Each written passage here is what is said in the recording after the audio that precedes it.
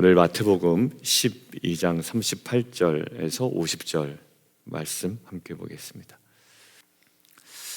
사람들 마음이 참 묘합니다. 이미 좋은 것을 다 누리고 있음에도 불구하고 뭔가 하나만 더 확실하면 좋겠다. 이미 충분해요, 옆에서 볼 때는. 그런데 그 하나만, 아니면 더 정확하게 나에게 보여지고 들려지고 아니면 나에게 주어지면 좋겠다라는 마음이 있습니다. 한 번만 더 증명이 되면 좋겠다. 이미 하나님께서 다 말씀하셨거든요. 그런데 한 번만 더 말씀하셨으면 좋겠다. 그리고 이게 맞다라는 사인을 내게 주시면 좋겠다. 때로는 믿음의 말처럼 보입니다만 사실은 결단을 자꾸 미루는 모습일 수도 있습니다. 오늘 본문에 딱 그런 장면이 나오는데 예수님 앞에 선 사람들이 표적을 보여달라고 이야기합니다. 근데 참 이상합니다. 문맥을 한번 보시죠. 지금 마태복음 우리가 12장 보고 있죠. 볼 것 다 봤습니다. 이미. 하나님 나라가 임한 증거도 들었습니다. 어제 본문에 나왔죠. 그래도 더 보여달라고 이야기합니다.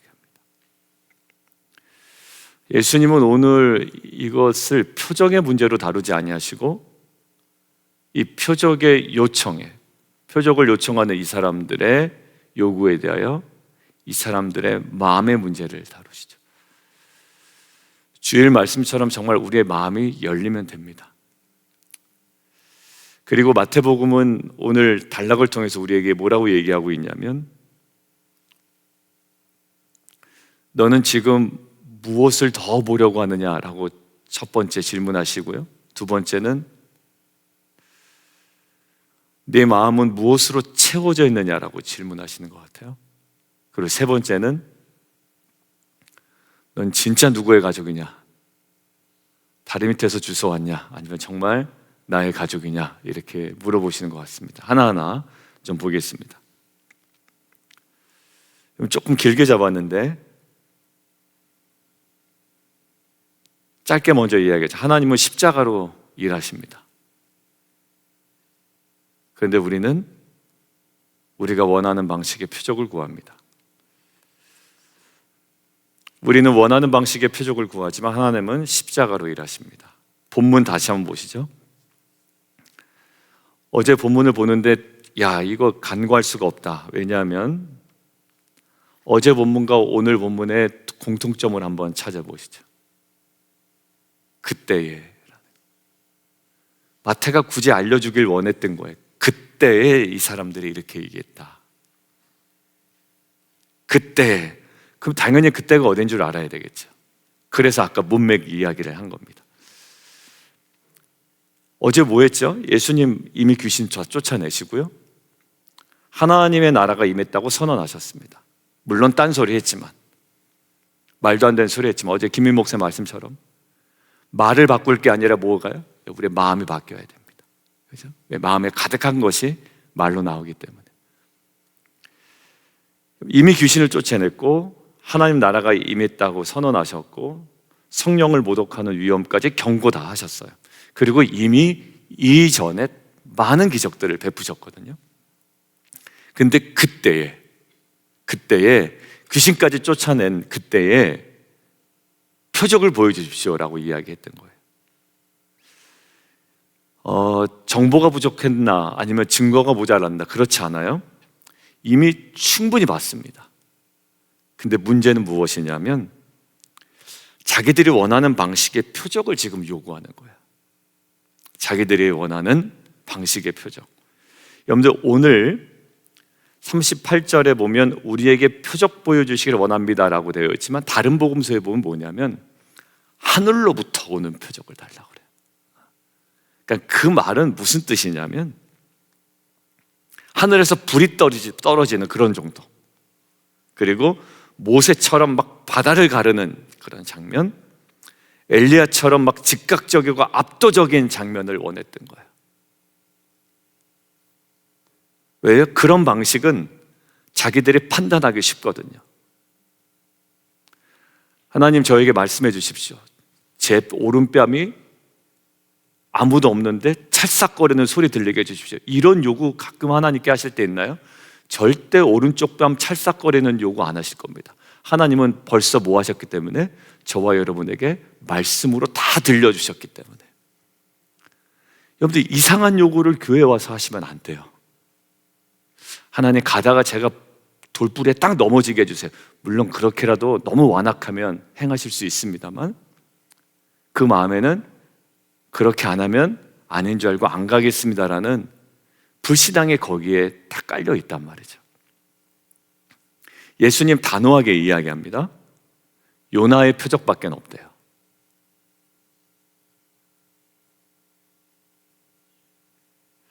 요나의 표적이 뭐죠? 물고기 뱃속에 삼켜집니다. 그리고 사흘 후에 나왔습니다. 여러분들 예수님이 이거 무엇을 보여주시는 거예요? 죽음과 살아남, 죽음과 부활이에요. 예수님 말씀하시죠. 인자도 밤낮 사흘 동안 땅속에 있으리라. 40절. 그들이 원한 건 뭐였습니까? 서기관과 바리사이인 중 몇 사람이 원했던 것은 무엇이죠? 하늘에서 번쩍이는 표적이었습니다. 다른 복음서에 얘기한 것처럼 하늘에서 내려온 표적입니다. 하나님은 우리에게 때로는, 아주 때로는 불을 내리셔서 증명해 보이실 때도 있지만 더 자주 십자가의 방식으로 우리를 이끌어 가십니다. 그리고 요나의 표적밖에는 없다고 이야기하십니다. 이게 복음의 역설이에요. 잘 보세요. 십자가에 달려 돌아가시길 때에 사람들이 요구한 또 다른 표적이 있습니다. 뭐 하라고요? 십자가에서 내려와 보라고. 그러면 내가 믿겠다고. 여러분들 거기서도 불순종과 불신이 완전히 깔려 있습니다. 이미 말씀하셨어요. 이미 보여주셨어요.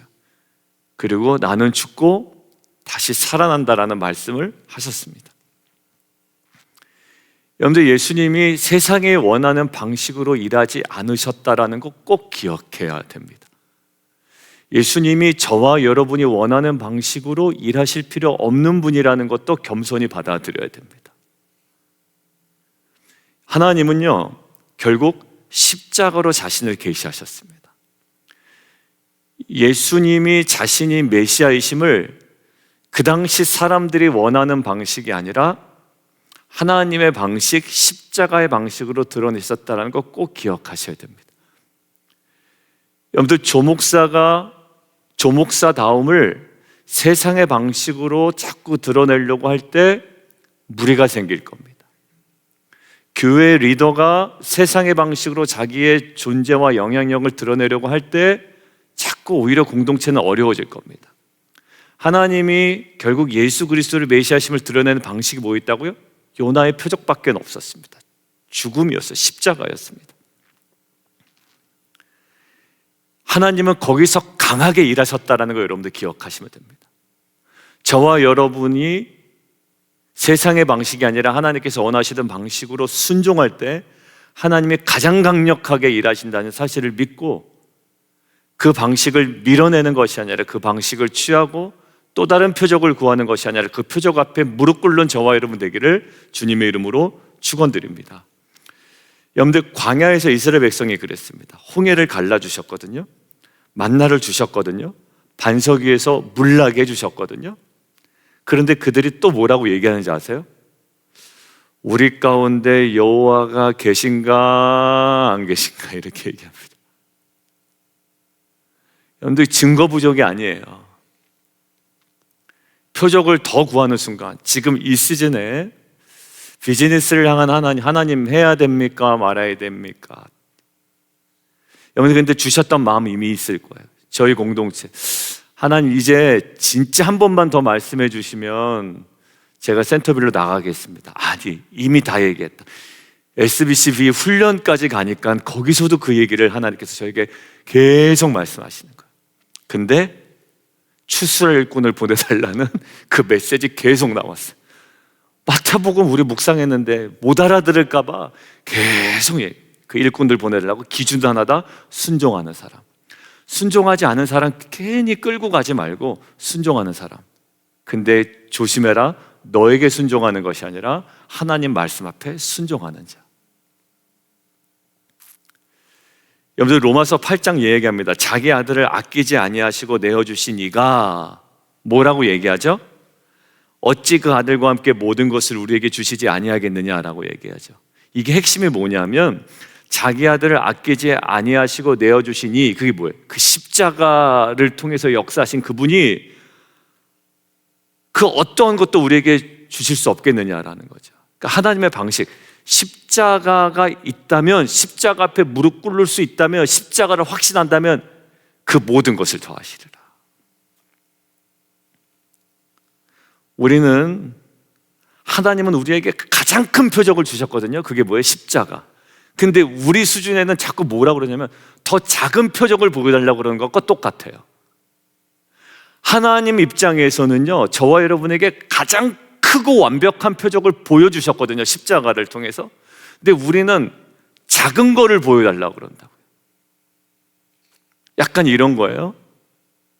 아버지가 아들에게 최신형 스마트폰을 사줬는데 이 아이가 뭐라고 그러냐면 어디 가서 굴러다니는 이상한 옛날 구식 전화기나 게임기 하나 더 달라고 그러는 거예요.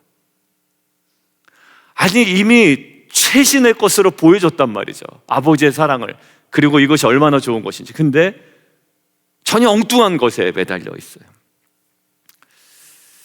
여러분들, 십자가는 결국 조건을 붙이지 아니하고요,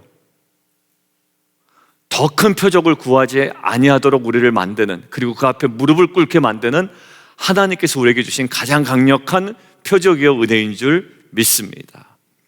그런데도 우리가 하나만 더 확실하면, 좀만 더 보여주시면 이 말이 고개 들 때가 있거든요. 그런데 이제는 뭐예요? 표적이 부족한 것이 아니다, 더 큰 이가 있다라는 거예요. 왜 보세요? 왜 요나보다 더 크다고 얘기하시고 솔로몬보다 더 크다고 얘기하실까요? 솔로몬은 어떤 것의 상징이에요? 지혜로운 거거든요. 시바 여왕이 와가지고 엄청난 금 100달란트를 가지고 왔단 말이에요. 근데 요나보다 더 커요. 그 요나는요, 결국 니느웨 가서 어떻게 했습니까? 얘기하니까 막 회개하잖아요. 그보다 더 큰, 예수 그리스도께서 오시면 자신의 죄를 고백하는 일들이 벌어지고요, 그 십자가의 복음은 지금까지 2000년이 넘는 지금까지 수많은 사람들을 주 앞에 무릎 꿇게 만들었다고요. 더 큰 이예요. 그리고 최고의 지혜가 예수 그리스도고 십자가였습니다. 여러분들, 십자가는 이미 충분한 표적입니다. 그리고 더 큰 이가 이미 계십니다. 오바마보다, 아니면 트럼프보다, 누구보다 더 큰 이가 계십니다. 여러분들, 그분을 우리의 삶의 주인으로 모십니다. 오늘 아침에 계획기도 한 것처럼 정말 우리의 구원자이십니다. 그 내 삶의 주인이십니다. 그리고 우리 교회 머리 되십니다. 다 살피고 계십니다. 알고 계십니다. 그리고 행하기를 원하시고, 정말 추수할 일꾼이 없다는 것도 알고 계시고, 우리를 하고 기도하게 하셨고, 그 보내주시고 또 하나님께서 행하실 것입니다. 하나님, 뭔가 좀 더 보여주세요. 아니요, 지금 이미 보여준 것에 순종으로, 기쁨으로, 감사로, 기대로 나아가는 저와 여러분 되기를 주님의 이름으로 축원합니다. 두 번째요, 이건 너무나도 중요합니다. 이 묵상은요, 예수님 없는 비움은 너무 위험합니다. 예수님 없는 깨끗함도 위험합니다. 예수님은 없는 정돈됨은 진짜 위험합니다. 자, 비유 하나 드시죠. 귀신 나갔다가 다시 들어오죠, 쉽게 얘기하면. 근데 귀신이 나갔다가 다시 갈까 하고 들어가 봤더니 거기 상태를 한번 보세요. 44절, 비어 있어요, 청소되고 수리되어 있어요. 겉보기엔 완벽한 것 같잖아요. 정리정돈 깨끗합니다. 근데 딱 하나가 없어요. 뭐가 없습니까? 주인이 없습니다. 그래서 귀신이요 더 악한 7을 데리고 들어갑니다. 결론이 무서워요. 그 사람의 나중 형편이 전보다 더욱 심하게 되었다. 여러분들, 우리는 송구영신 예배 때 이 반대되는 메시지를 우리는 묵상했습니다. 나중 영광이 이전 영광보다 더 클 것이다 라는 것. 근데 지금은요 나중 형편이 전보다 더 심하게 되었다라고 이야기해요. 그리고 예수님이 딱 못 박으십니다. 이 악한 세대가 또한 이렇게 되리라. 여러분들, 이것은 이 세대를 향한 경고잖아요. 이 메시지는 정확하죠. 그냥 경고예요. 그러니까 이 경고에 반응하면 돼요. 자, 이스라엘 가만히 보세요. 겉으로는 정비되었습니다. 제가 성경 공부할 때 말씀드리죠. 이들이 더 이상 우상 숭배를 합니까 안 합니까? 안 해요. 근데 문제는 예배는 형식화가 돼요. 율법은 어떻게 돼요? 더 엄격해져요. 뭔가 더 정돈된 것 같죠. 막 규칙들은 더 많아진다고요. 더 경건한 것 같죠. 거룩한 것 같죠. 종교는요 더 정돈되어지기 시작합니다. 근데 잘 보세요. 메시아 거부하잖아요. 율법 613개, 하나님께 주신 것보다 더 많은 것들을 더 정비해가지고 더 거룩하게, 더 경건하게, 더 그럴듯하게 만들었습니다. 그런데 결국 중요한 메시아 거부해버리잖아요. 그래서 더 위험해진 겁니다. 여러분들, 교회 생각해 보세요. 새롭게 와서 더 정돈할 수 있어요. 공간 정돈하고 사역 정돈하고 더 규칙 만들고 이 규칙에서 벗어나는 인간들 안 된다 이럴 수도 있단 말이에요. 자, 그런데 교회 구조를 정비하는 것으로 끝나지 않는다라는 마음을 딱 주시는 거예요. 규칙 다 세워놓으셨죠. 나름대로 정비도 세워놓으셨죠. 그런데 그거 중요해요. 그런데 다 해놨는데 누구로 채우느냐가 핵심이에요. 누가 중심에 있느냐가 핵심입니다. 아는 예수가 없어요. 복음도 없어요. 교회 사명도 없어요. 예배 그냥 분위기만 좋아하는 거예요. 아, 뜨거웠다 이것만 좋아하고 사명도 없어요. 주님께서 우리에게 명하신 명령도 없어요. 분명히 우리에게 보내신 말씀이 있는데 안 가요. 그냥 내 아들만 잘 됐으면 좋겠고, 나만 잘 됐으면 좋겠고, 나만 성공했으면 좋겠고, 다 막 부유함도 있고 먹고 사는데 문제 없어요. 근데 가장 중요한 게 없어요. 나중에 뭐예요? 먹고 사는 게 부족함이 없는 것 때문에 나중에 더 어렵게 된다. 여러분들 이런 거 많이 보셨죠? 신앙은 없어요. 근데 나중에 막 간구해서 먹고 살 만큼 됐는데 어떻게? 이제는 이제 자기 놀러 다니는 거예요. 자기 편한 그런 신앙의 분위기를 쫓아가는 거예요. 여러분들, 사울 가만히 보세요. 뭐는 있었죠? 예배에 대한 열정은 있었어요. 전쟁하기 전에 뭐는 해야 된다? 예배는 드려야 된다. 얼마나 신앙적인 사람이에요. 그런데요, 중심에 하나님은 안 계셨어요. 하나님이 계셨다면 그런 식으로 예배 안 드렸겠죠. 오히려 전쟁을 서두르기 전에 이 제사장이 오기까지 기다렸겠죠. 여러분들, 우리 센터빌로 왔습니다. 새 공간, 새 시스템과 새 사역들 정비할 게 많아요. 그런데 오늘 예수님이 우리에게 묻습니다. 너희가 비고 청소되고 수리된 것으로 마지막 지점, 방점을 찍지 말고 혹시 비어있지 않느냐라고 물어봅니다. 여러분들, 우리가 행사와 사역과 조직으로만 채워지면 청소된 집이지 주님이 거하시는 집이 안 될 수도 있다라는 거예요. 그래서 우리 텐트지기들, 우리 모든 성도님들, 우리 텐트지기 분들과 우리 함께 토요일 날 말씀도 나눴는데요. 빌립보서 말씀을 가지고요. 우리 공동체가 정말 주님이 거하시는, 그리고 주인 되시는, 그리고 어떤 그 사역장의 그 모든 것들 가운데 다시 계속 우리의 중심이 누가 계신가, 그리고 우리가 무엇을 붙들고 있는가, 머리를 붙든 자가 돼야지 머리를 붙들지 아니하는 자가 되지 않기를 주님의 이름으로 축원드립니다. 자, 세 번째요. 하나님 나라의 가족은요, 순종으로 구분된다라는 거예요. 여기 장면 바뀌죠. 예수님의 어머니와 형제들이 밖에 서 있습니다. 당신의 어머니와 형제들이 당신을 찾습니다. 47절. 그러니까 48절에 누가 내 어머니며 내 동생들이냐, 내 형제들이냐 이렇게 얘기해요. 그리고 제자들에게 말씀하실 때 누구든지 하늘에 계신 내 아버지의 뜻대로 하는 자가 내 형제요 자매요 어머니라 라고 이야기합니다. 공동체성을 다시 세우는 선언입니다. 아버지의 뜻대로 하는 자라는 거예요. 내 아버지의 뜻대로, 하늘에 계신 내 아버지의 뜻대로. 이것이 하나님 나라 가족의 표지입니다. 세상에 넓게 볼 땐 딱 두 가지예요. 신자와 불신자. 하나님 입장에서는 딱 두 사람밖에 안 보여요. 공동체 안에서는요, 순종과 불순종인데 오늘 딱 이 말씀이 또다시 보이더라고요. 여러분들 잘 보세요. 이스라엘 백성과 애굽 딱 나눠요. 출애굽하기 전에는. 근데 출애굽하고 나서는 딱 무엇으로 나누나요? 순종과 불순종으로 나누죠. 표적 다 봤습니다. 홍해도 같이 건넜어요. 만나도 같이 먹었습니다. 그런데 가나안에 들어간 여호수아와 갈렙의 차이가 뭡니까? 죽은 사람들과 순종이었어요. 믿음이었다고요. 순종하는 믿음이었습니다.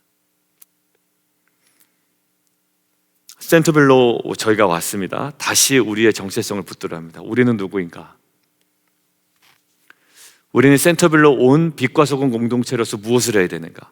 하나님 아버지의 뜻대로 행하는 자. 이 지역으로 와서 조목사 마음대로 막 사역을 하는 게 아니에요. 직위 몇 사람, 영향력 있는 사람 말대로 막 우리 사역이 바뀌는 게 아닙니다. 어떻게? 하나님께서 이 지역으로 보내신 뜻 딱 하나예요. 가장 중요한 사역은 뭐냐면 이 지역에 있는 영혼들 향해서 우리가 가는 겁니다. 그게 어떤 것보다도 중요해요. 너희는 가서 모든 족속으로 제자를 삼아 아버지와 아들과 성령의 이름으로 침례를 주고 내가 너희에게 분부한 모든 것을 가르쳐 지키게 하라. 사도행전은요, 오직 성령이 너희에게 마시면 너희가 무엇을 받아요? 권능, 다이너마이트, 권능을 받고 예루살렘과 유대와 사마리아와 땅끝까지 이르러 내 뭐가 된다? 증인이 된다.